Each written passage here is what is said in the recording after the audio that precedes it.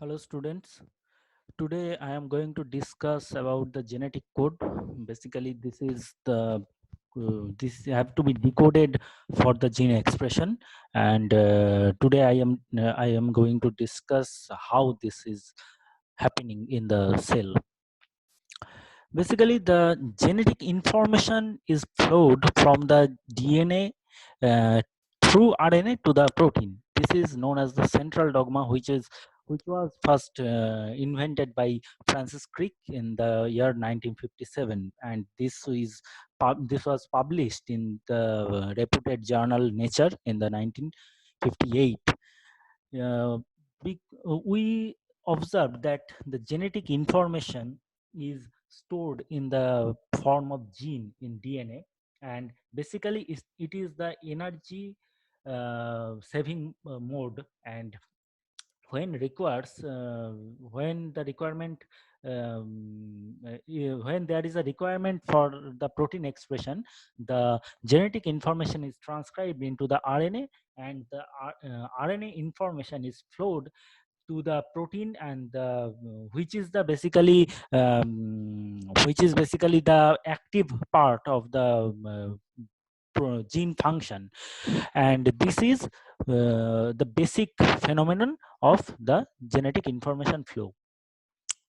So genetic code is the set of rules by which is used by the living cells to translate information encoded within the genetic material, and it is translated into the proteins. The translation is accomplished by ribosome, which links amino acid in an order specified by the messenger RNA. This is basically the reflection of sequence in messenger RNA, and it uses the transfer RNA, which carries the amino acid, and this amino acid is incorporated into the ribosome, so that the sequence of amino acids can be formed, and these sequence of the amino acid ultimately folds into the form of proteins. This is known as the translation. And we found that genetic code is highly similar among all organisms. This is known as the genetic code universality, and it can be expressed in a simple table with 64 entries. So there are 64 genetic codes. Now question comes, why 64? George Gamow found the reason of this question, and it was noted that there are 20 amino acids, 20 natural amino acids are there, and we found there are 4 nitrogenous bases. Those are present in the DNA or RNA, the genetic material. If these four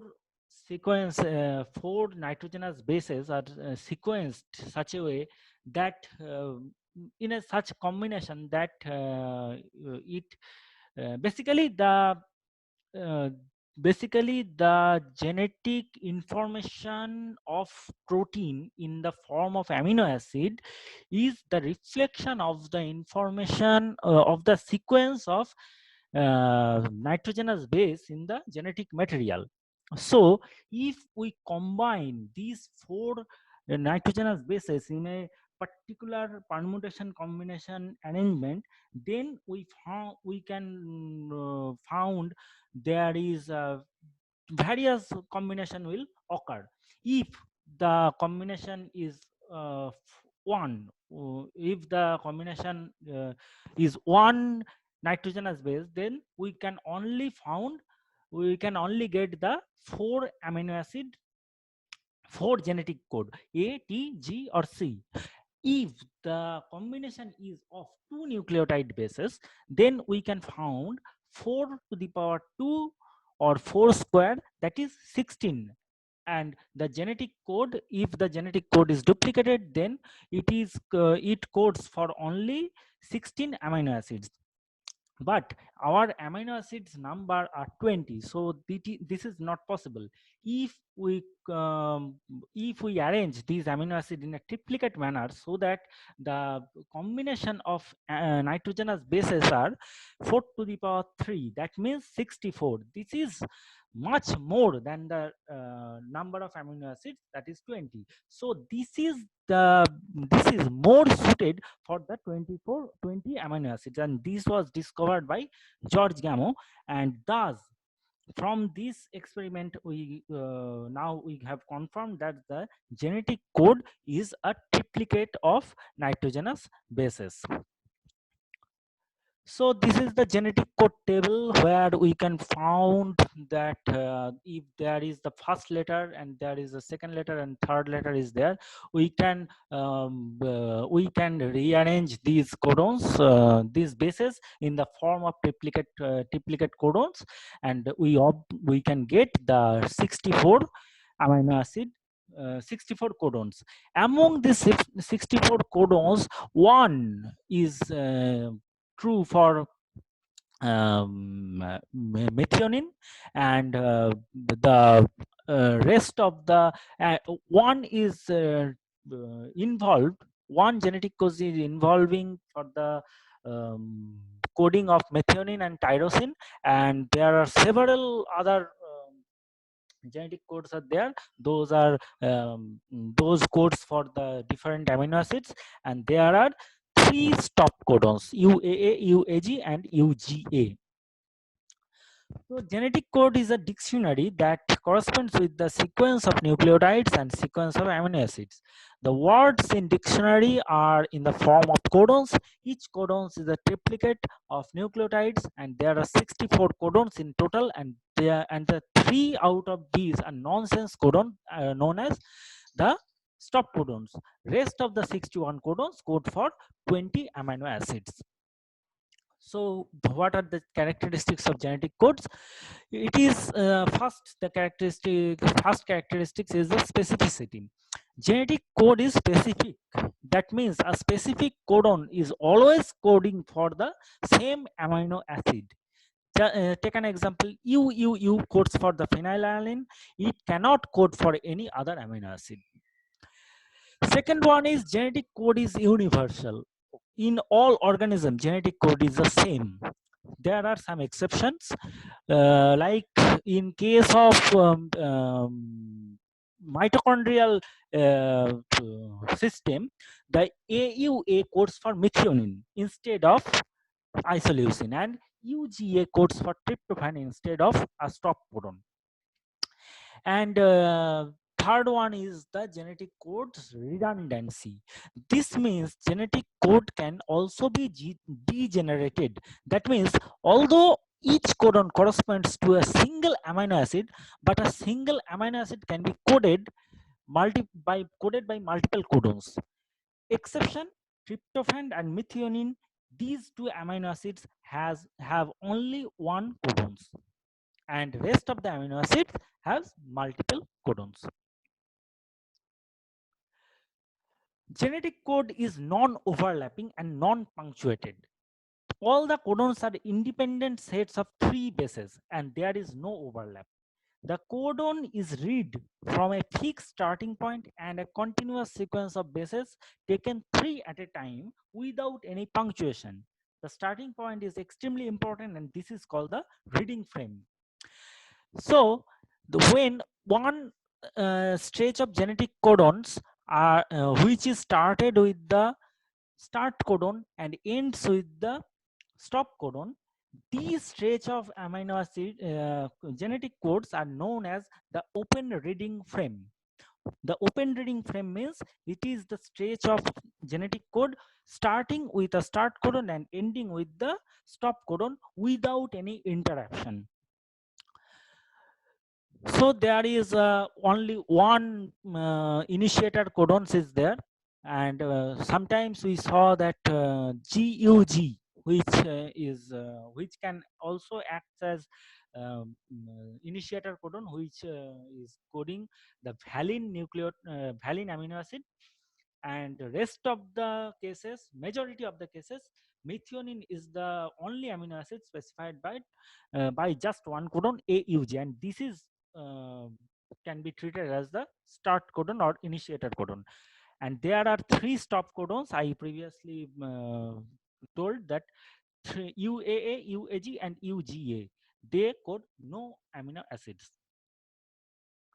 Now come to the another portion, that is Obel hypothesis. It was also discovered by Francis Crick in 1966. This Obel hypothesis explains why there is so many codons, and there is only 20 amino acids, and we have 61 codons for the coding of 20 amino acids. And this Obel hypothesis explains this phenomenon. Basically, the rules of base pairing are relaxed at the third position of codon, and that third position for a perfect binding can follow the Watson-Crick base pairing. But in case of Obel pairing, the third position cannot follow the typical rule of Watson-Crick base pairing. Here in this diagram, we saw that in a Obel position, that is the first position of that is the third position of genetic code, and this is the first position of anticodon, and these cannot base pair, and thus these amino acid can be changed, these nitrogenous base can be changed for Obel position, but the amino acids are remaining same. Take an example, that inosine, which is present in the tRNA, it can pair with U or C or A. This means that we do not need 61 different tRNA molecules, only half as many are required. So I previously told that the first two positions in codons are fixed, and they can base pair traditionally with the second and third base of the anticodon, and the third position of anticodon is obelled with the third position of codon is obelled with the first position of anticodon, and these reduce the specificity between the third base of the codon, and the complementary nucleotide in anticodon, that is the first position, is responsible for the obelling phenomenon. Take an example. Proline has 4 codons from the 5' to 3' orientation. Those are CCU, CCC, CCA, and CCG. The first 3 codons can be recognized by a single tRNA having inosine at the first place, IgG. That means if uh, this position is I and these are G, then C can be paired with I, and so on. So only one tRNA carrying proline nucleotide, proline amino acid, can pair with all 4 combination of genetic codons, all 4 genetic codons, and that is the example of Obel phenomenon. Now, what are the significance? The only significance of genetic code is it is very useful for the mutation study. And there are 2 types of mutations, and there one is point mutation and another one is frame shift mutation. In case of point mutation, there are 3 point mutations. One is the silent mutation.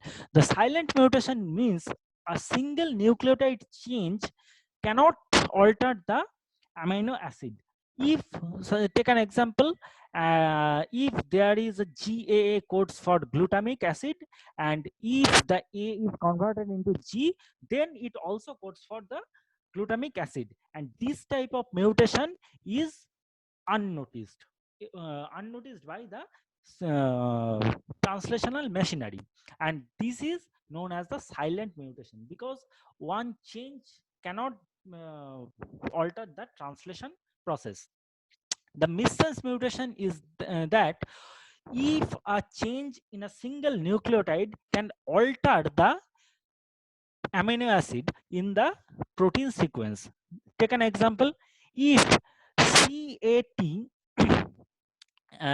of that is responsible for histidine codon, and if a alteration is made at the position A and it altered into the CCT, it codes for the proline. So the sequence is changed now, and this is known as the missense mutation. Third one is the nonsense mutation. It is just generation of a stop codon. The change in a single base can be converted the sense codon into a nonsense codon. Thus, the translational machinery is stopped by this type of mutation, and a truncated stretch of amino acids are generated this type of mutation. The second example of mutation is the frame shift mutation. This means there maybe there is no change occurred in base, no changes occurred, but the insertion or deletion of base is occurred here. If the G in case take the example, if the G is there is deleted from this stage of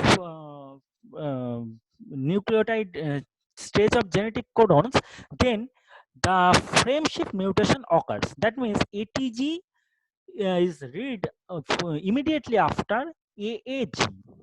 Instead of GAA, we can read now AAG because this G is deleted, and AAG codes for lysine. So when there is no mutation, we get methionine followed by glutamic acid. Now after mutation we are getting methionine followed by lysine. So there is the sequence alteration happens. So we are at the last lap of the genetic code. Let's correlate. Let's recollect the summary of genetic codes. This is unambiguous and universal and degenerated, and no punctuations are there, and these are non-overlapping. There are 3 terminations codon and 1 start codons, and it is useful for the mutation study. Thank you.